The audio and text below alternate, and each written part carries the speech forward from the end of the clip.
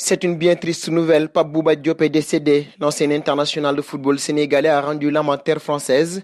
Alité depuis plusieurs mois des suites d'une longue maladie, il vient de nous quitter. Le joueur s'était fait un nom lors du mondial 2002. Il est rappelé à Dieu ce dimanche 29 novembre 2020 à l'âge de 42 ans. Pape Bouba Diop a commencé le football à 5 ans, tout comme son frère Lamine, aimant jouer dans les rues de Dakar. Il progresse au poste de milieu de terrain en jouant au club de Ndefane Saltigué à partir de 1994, avant de rejoindre l'équipe junior de l'ASC Jaraaf l'année suivante.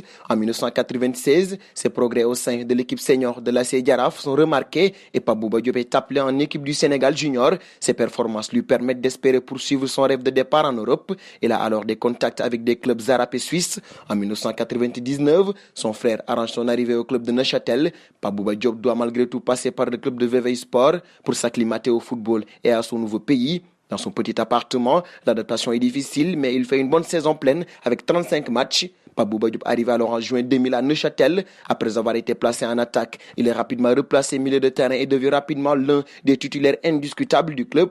Après quelques mois et 19 matchs de championnat, Pape Bouba Diop est recruté par Grosshopper. Il trouve sa place dans l'effectif et devient champion de Suisse 2001.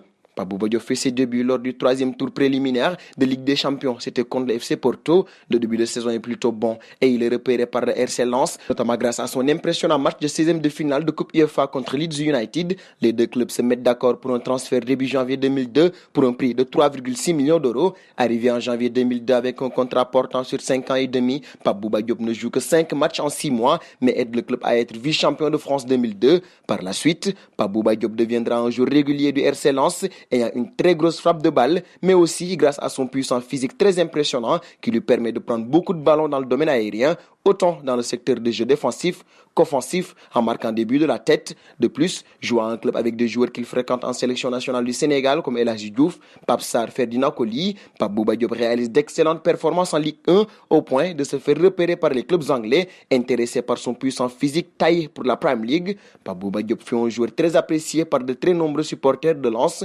après s'être établi dans le championnat anglais en jouant pour Fulham. Puis Portsmouth, en mai 2010, une offre du club grec de l'AEK Athènes lui est faite. Il l'acceptera. Pape Bouba Diop retrouve l'Angleterre fin août 2011 en s'engageant pour 1 an avec option d'une année supplémentaire à West Ham. Le 9 octobre 2012, il signe en faveur de Birmingham City un contrat d'une durée de 2 mois. Et au sein de l'équipe nationale sénégalaise, Pape Bouba Diop a marqué le but victorieux contre la France lors du match d'ouverture de la Coupe du Monde 2002. Auteur de 2 autres buts lors de cette même Coupe du Monde où le Sénégal ne s'est arrêté qu'en quart de finale. Il fait partie, selon le journal Le Monde, d'une liste de 11 joueurs qui se sont révélés au cours de cette Coupe du Monde.